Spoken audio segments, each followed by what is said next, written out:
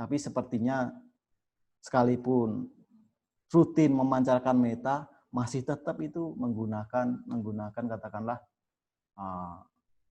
produk-produk kosmetik untuk facial, untuk whitening, untuk lightening, untuk apa lagi ya? Ini biasanya ibu-ibu yang paham seperti ini. Tidak cukup putih saja, tapi harus butuh bersinar, butuh lightening, sehingga kelihatan menjadi glowing gitu. Glowing sekali. Wah, karena apa ini? Oh, itu karena kosmetik. Coba praktekkan secara rutin, menumbuhkan meta dan sehingga dapat memperindah wajah, sehingga kecantikannya muncul dari inner beauty. Tapi kalau misalkan kadangkala saya menjelaskan kepada muda-mudi yang mereka usia 18 tahun ke atas, jika ada laki-laki yang mengatakan natural is beauty, itu omong kosong. Saya bilang seperti itu. Kenapa omong kosong? Dia tidak mau modal untuk kecantikan dari pasangannya, sehingga dia mengharapkan natural saja, cukup natural, itu sudah kelihatan cantik.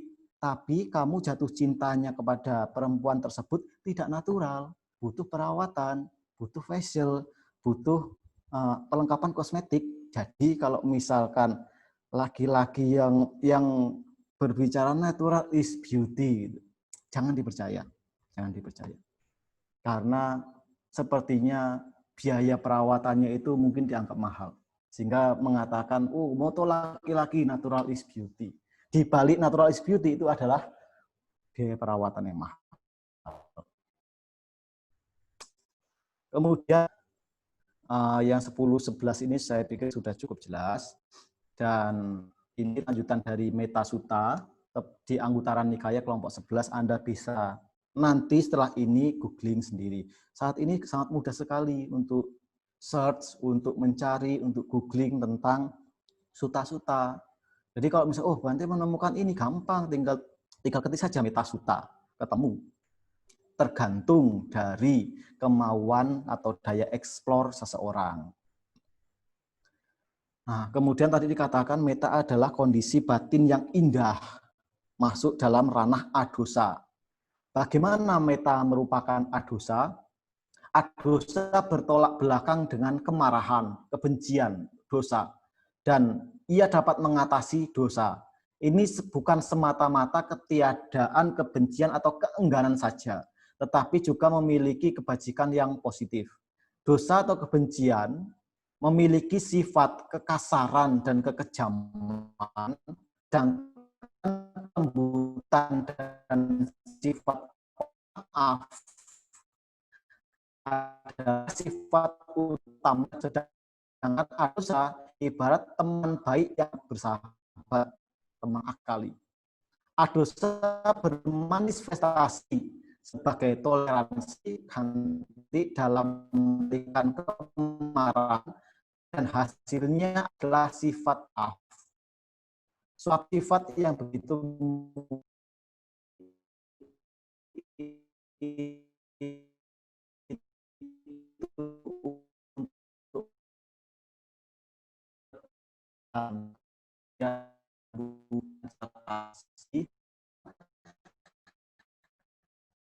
dan juga karena sekali lagi dipenuhi oleh kebencian, dosa. Sudah tahu kebencian itu buruk, dendam itu buruk, sudah tahu, sudah dimengerti, apakah begitu saja dilepaskan? Tidak. Kadangkala seorang menggenggam kebencian itu, dendam itu, bahkan sampai dibawa mati. Padahal tahu kebencian itu buruk, dendam itu buruk, tapi kenapa dipegang erat-erat, kemudian digenggam erat-erat, dicengkram erat-erat, bahkan sampai dibawa mati. Apakah tidak lebih baik melepas itu kemudian meredam dan memunculkan meta, dibawa sampai mati, meninggal, terakhir di alam bahagia, daripada menggenggam kebencian, menggenggam dendam, menggenggam ketidaksukaan? Kira-kira tujuan alam seperti apa yang akan diperoleh yang menggenggam kebencian itu? Ini semua sudah. Jadi dasarnya kita itu bukan baik apa ya, insight yang belum berkembang secara intelektual atau knowledge. Kita mengetahui tentang hal itu, kita mengetahui tentang kebencian, kita mengetahui sifat dari kebencian yaitu keras dan kejam. Kita mengetahui apa itu dendam, tapi tetap saja menggenggamnya. Bahkan kadangkala kalau tidak suka dengan seseorang, kita mencari orang lain untuk dipengaruhi dan diberitahu tentang orang tersebut, dan orang tersebut dijadikan public enemy. Agar kita banyak pendukungnya untuk beramai-ramai membenci orang tersebut. Apa untungnya? Apa faedahnya? Apa ada manfaat perkembangan batin yang diperoleh? Tidak ada. Kita membuat keburukan lain yang baru lagi. Itu. Jadi kualitas dari kesabaran atau khanti atau toleransi ini, dia bisa mengendalikan kemarahan dan menjadi pemaaf. Let it go, let it go. Gitu. Maaf iya boleh, tapi lupa enggak. Ya untuk apa menggenggam erat-erat, meracuni diri sendiri. Dulu dia pernah itu kan dulu sekali. Kenapa kesalahan yang dulu-dulu itu diseret kehidupan saat ini, dibawa ke yang akan datang. Ya, kita mengetahui dia seperti itu, jadikan pelajaran bagi kita untuk tidak berulang lagi. Selesai. Pada saat Adosa mengalihkan perhatiannya kepada semua makhluk hidup dan mengharapkan mereka semua berbahagia, ini dikenal sebagai meta, yakni cinta kasih, suatu kualitas batin yang indah yang menuntun ke kedamaian. Kemudian meta tadi sudah, kemudian karuna, membuat batin orang-orang baik menjadi bergetar ketika melihat orang lain berduka. Keinginan untuk melepaskan penderitaan makhluk lain adalah karakteristik utamanya. Ia menghalau kekejaman yang merupakan musuh langsungnya, yang musuh tidak langsungnya adalah kesedihan. Kesedihan batin, sasarannya adalah makhluk yang menderita dari karuna ini. Jadi beda ya tadi, kalau meta itu memiliki pengharapan agar semua makhluk berbahagia. Sasarannya adalah semua makhluk. Musuhnya adalah kelekatan atau nafsu, atau meta yang penuh dengan kelekatan. Cinta yang penuh dengan kelekatan. Nah, kalau karuna, secara definisinya, karuna itu adalah kondisi batin seseorang yang bergetar ketika melihat makhluk lain menderita. Dia bukan hanya bergetar batinnya, tetapi berusaha untuk membantu meringankan penderitaan yang ditimpa oleh makhluk lain. Jadi sasarannya adalah makhluk yang menderita. Sasaran dari meta itu. Sasaran dari karuna itu. Makhluk yang menderita. Nah, keinginan yang kuat untuk melepaskan makhluk lain dari penderitaan. Ia menghalau kekejaman atau hingsa, dan musuh tidak langsungnya adalah kesedihan. Dia sedih ketika mengetahui makhluk lain menderita, bisa membantu, tapi tidak bisa mengentaskan penderitaannya secara utuh. Atau dia sedih dengan makhluk menderita, dan dia mengetahui makhluk tersebut menderita, tetapi tidak berdaya membantu sama sekali. Nah, ini musuh tidak langsungnya kesedihan. Sama seperti misalkan ya, ini kita mengalami sebuah fenomena yang dialami semuanya seperti COVID-19 ini menjadi bencana wabah virus bersama, banyak saudara-saudara kita yang menderita, banyak yang menjadi korban meninggal, atau banyak karena COVID-19 ini mungkin sanak saudara, kerabat, kolega, atau yang lainnya hilang pekerjaan, separuh pendapatannya, kemudian kesusahan dalam hal makanan, apalagi waktu awal-awal kesusahan memperoleh masker, kesusahan memperoleh hand sanitizer. Nah, banyak makhluk-makhluk yang mengalami penderitaan, sedangkan misalkan saja kita dalam posisi, dalam kondisi yang aman, bisa work from home, kemudian memiliki kecukupan finansial. Kalau misalkan ada sebuah kegiatan wihara, Mahawihara Buddha Manggala Balikpapan mengadakan bakti sosial untuk APD dan sembako, APD ditujukan kepada tenaga medis dan sembako ditujukan kepada mereka yang membutuhkan.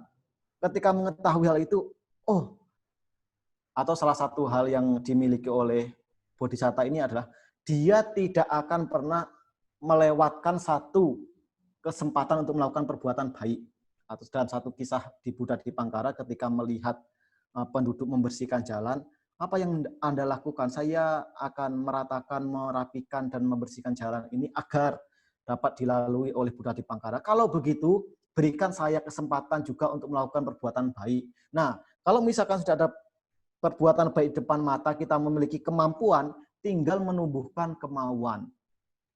Nah, ini tergantung dari karuna diri kita sendiri. Melihat orang lain menderita, apa yang perlu kita lakukan? Kalau misalkan tidak mampu untuk membantu, ya jangan mengganggu. Atau, nah ini kadangkala ketukar-tukar dalam hal pemancaran karuna maupun mudita. Karuna dengan mudita. Ketika orang yang kita anggap sebagai rival, kita melabeli orang tersebut sebagai orang yang tidak kita sukai, dia menderita, harusnya kita bantu. Tetapi apa yang muncul? Yang muncul adalah rasa gembira atas kesalahan yang diterima oleh orang yang kita labeli sebagai rival, orang yang kita labeli sebagai orang yang tidak kita sukai.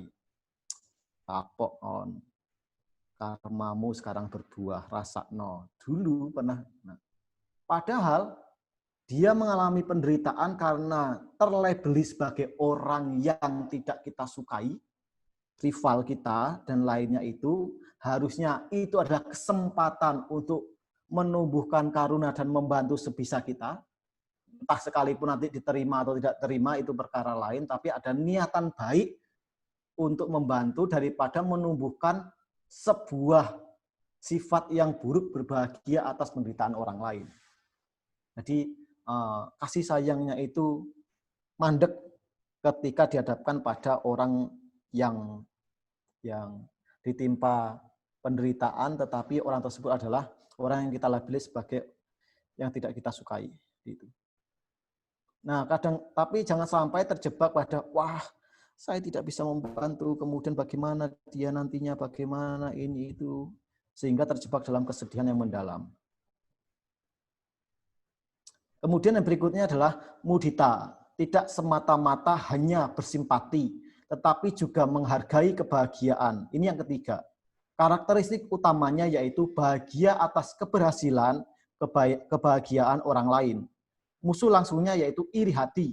Musuh tidak langsungnya adalah sorak-sorai.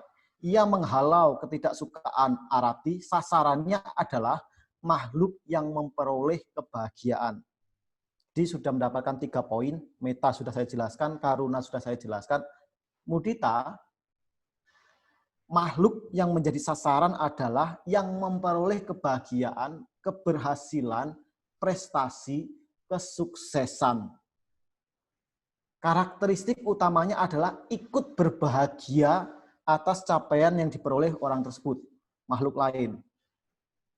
Nah, musuh langsungnya adalah iri hati, kemudian musuh tidak langsungnya adalah Euphobia atau sorai, bahasa.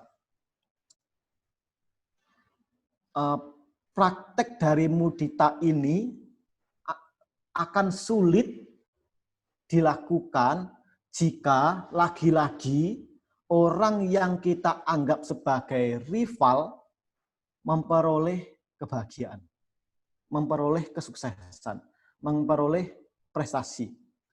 Sudah diberitahu bahwa dalam Brahma Wihara Apamanya 4 suatu kondisi batin yang luhur layaknya seperti Brahma itu adalah mudita, harus dikembangkan.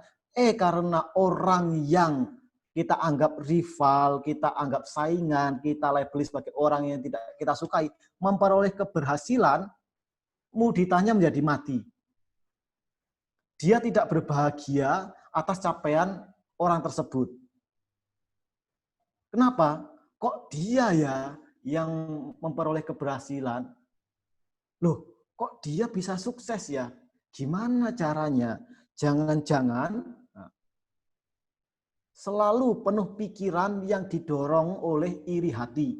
Kenapa dia, bukan saya? Kenapa dia yang dipilih sebagai ketua, sebagai karaka, bukan saya? Kenapa dia yang dipilih sebagai menjabat panitia pelaksana, bukan saya? Kenapa dia yang didekati oleh atasan, bukan saya? Kenapa?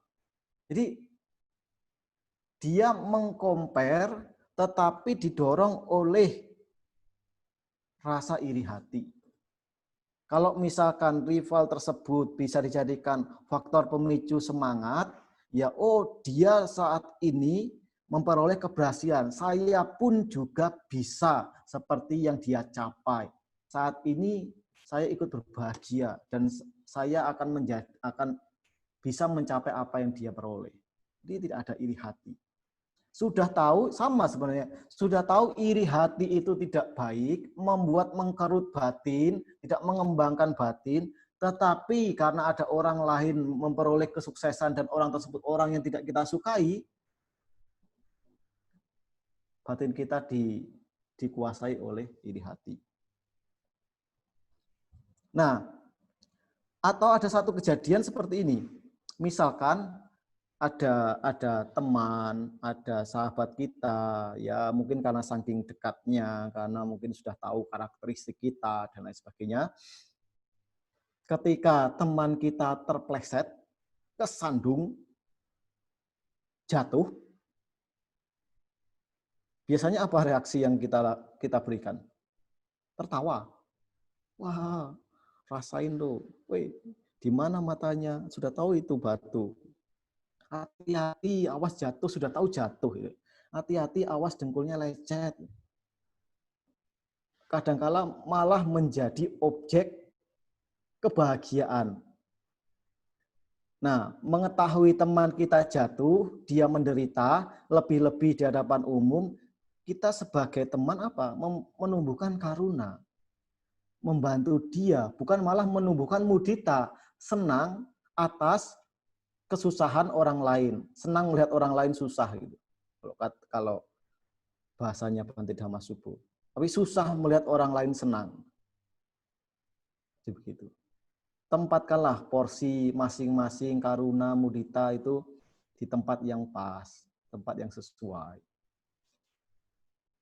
Kalau kita mengembangkan mudita, berarti kondisi batin kita dipenuhi oleh hal-hal yang baik. Tapi kalau kita mengembangkan dosa dan iri hati, ya sebaliknya sama lah.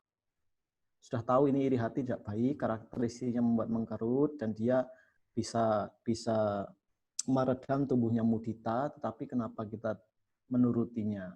Itu karena kebodohan batin. Jadi sasarannya adalah makhluk yang memperoleh kebahagiaan. Memang sulit. Kesulitannya adalah mereka yang kita anggap sebagai rival memperoleh kesuksesan itu akan sulit. Kenapa dia memperoleh pasangan yang cantik? Kenapa dia memperoleh pasangan yang tampan? Jangan-jangan dia main pelet ya? Kenapa usahanya lancar? Jangan-jangan dia pakai dukun ya? Kenapa dia memperoleh prestasi peringkatnya bagus? Jangan-jangan dia nyontek ya? Jangan memperkeruh batin sendiri, kemudian dikuasai oleh iri hati, akhirnya kesusahan sendiri. Kemudian UPK, ini yang keempat.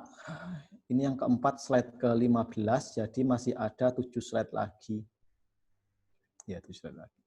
Tenang saja, tidak lama.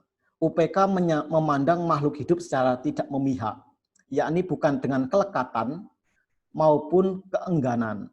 Jadi dia tidak melekat dan juga tidak enggan. Ini adalah keadaan batin yang tenang seimbang. Musuh langsungnya adalah raga. Ini akan memicu pada kelekatan. Dan musuh tidak langsungnya adalah ketidakberpihakan yang tidak cerdas. Acuh tak acuh, cuek. Masa bodoh, mas bodoh. Sikap tidak berpihak adalah sifat utama dari UPK. Ini bukanlah ketidakacuhan kesenangan indria maupun perasaan netral UPK Wedana. Ia terdiri dari tatra majata cetasika dan berarti ketenangan batin yang sempurna atau keseimbangan batin yang baik. Ia ada antara karuna dan mudita. Tidak cuek, tidak acuh tak acuh, tidak masa bodoh dan juga tidak melekat. Bukan dan bukan melekat. Ia menjaga batin seimbang dan tak tergoyahkan terhadap perbedaan perubahan nasib dari kehidupan seperti pujian, disalahkan, sakit, dan bahagia, untung dan rugi, nama baik, dan aib. Jadi, ia menjaga batin seimbang dan tak tergoyahkan dari ataloka dhamma, 8 kondisi dunia yang menimpa siapa saja.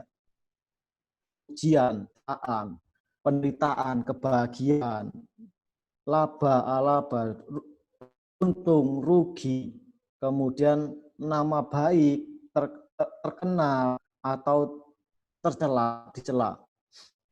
Jadi dia menganggap dan bisa memahami bahwa 8 kondisi ataloka dhamma itu menimpa semua makhluk, menimpa siapa saja, bukan hanya orang, juga pasti tertimpa, pernah dipuji, pernah dicela, sakit, bahagia, untung, rugi, nama baik, dan aib.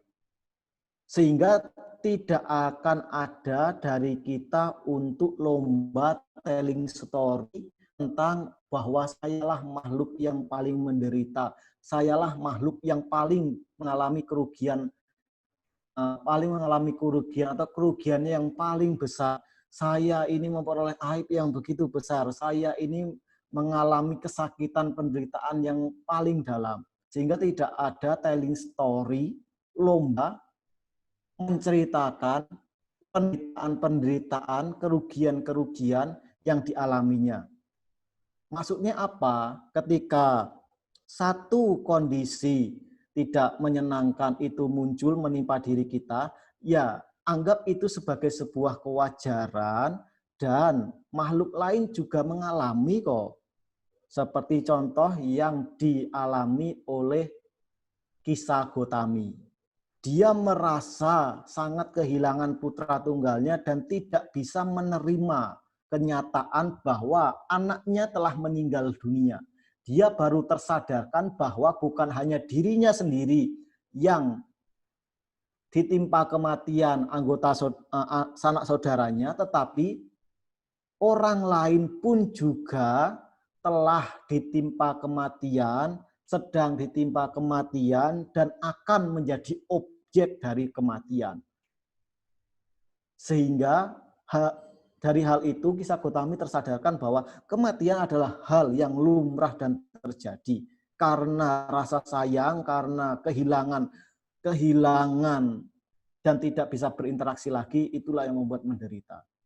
Atau dia tidak menjadi tenang seimbang karena popularitas, pujian, kebahagiaan, keuntungan, dan kemasyhuran tadi itu, dia menjadi tidak seimbang dan tidak didorong oleh kelekatan, pandangan salah, dan kesombongan, sehingga semestinya tidak hanyut dalam sukacita yang mendalam atau hanyut dalam sukacita yang berlebihan, dia malah terbawa arus tersebut. Nanti ketika kebahagiaan kebahagiaannya itu sirna, menderitanya sama besarnya. Jadi kondisi batin yang seimbang ini memandang atalokadama adalah hal yang lumrah, hal yang menimpa siapapun. Untuk mengetahui ini dan terima ini susah. Lalu praktek secara bertahap. Perlu praktek secara bertahap. Ketika dihadapkan oleh kondisi dua hal tersebut, baik dan buruk, maka ini saatnya bagi saya untuk melatih ketenangseimbangan UPK. Bagaimana UPK menjadi tatra majatata? Sifat utama dari tatra majatata adalah pandangan yang tidak memihak terhadap objek-objek. Ini tetap menjaga dari semua hal. Ini dapat diibaratkan sepeta kuda yang mengendalikan dua ekor kuda agar mampu berlari dengan langkah yang seimbang. Ini juga seperti pimpinan sidang yang memberikan kesempatan yang merata kepada semua peserta. Ia juga menyeimbangkan kesadaran dan faktor-faktor mental untuk bekerja bersama-sama dalam langkah yang seimbang, mencegah terjadinya kelebihan maupun kekurangan. Dalam pengertian dari ketetapan hati, ini lebih dikenal sebagai UPK. UPK adalah keadaan yang berada di tengah-tengah dari karuna dan mudita. Kemudian agung Brahma, satu dari 4 Brahma Wihara untuk mencapai jana dikatakan sebagai diam di dalam dia agung. Jika Anda tidak saja yang sudah praktekkan untuk skip saja penjelasan. Dapat menuntun pada pencapaian sampai ke rupa wacara jana keempat, sedangkan melatih UPK akan menuntun sampai jana kelima dalam Abhidhamma. Perlu diingat bahwa hanya jana kelima yang bersekutu dengan ketenangan dan perasaan netral UPK Wedana. Untuk mengembangkan konsentrasi sampai ke tingkat jana, ia disarankan untuk memilih orang yang tepat, berkonsentrasi, dan memancarkan metta, karuna, dan mudita kepadanya. Meskipun biasanya akan dibutuhkan waktu yang sangat lama untuk mengembangkan jana. Hanya pada saat seorang bisa memberi pancaran pada semua makhluk dengan jana metta, jana karuna, jana mudita, jana UPK, ia benar-benar hidup dalam keadaan agung. Jadi kalau Anda meditasi kemudian mencapai tingkatan-tingkatan buah meditasi dari konsentrasi pengembangan batin atau ketenangan batin mencapai jana, Anda bisa memancarkan metta. Tanpa intensitas kebencian, Anda memancarkan karuna tujukan pada makhluk yang menderita, Anda bisa memancarkan mudita dan PK. Ini tadi yang di awal sekali saya menyampaikan bahwa apa namanya 4 itu termasuk dari salah satu kelompok dari salah satu subjek meditasi, dari salah satu 40 subjek meditasi. Kamatana, ini khusus apamanya saja ya, apamanya 4. Total pencapaian jana. Jika kita mengembangkan metta, karuna, mudita, maka kita totalnya ada 3 sifat itu, mencapai rupa wacara jana pertama, kedua, ketiga, keempat, UPK mencapai rupa wacara jana kelima. Jadi ini adalah kondisi batin yang luhur sekali yang dimiliki oleh para Brahma, tingkatannya di atas dewa. Dan kalau kita bisa mengembangkan sampai benar-benar kuat, maka kualitas batin kita tidak jauh beda dengan para Brahma. Wujud manusia kualitas batin seperti Brahma.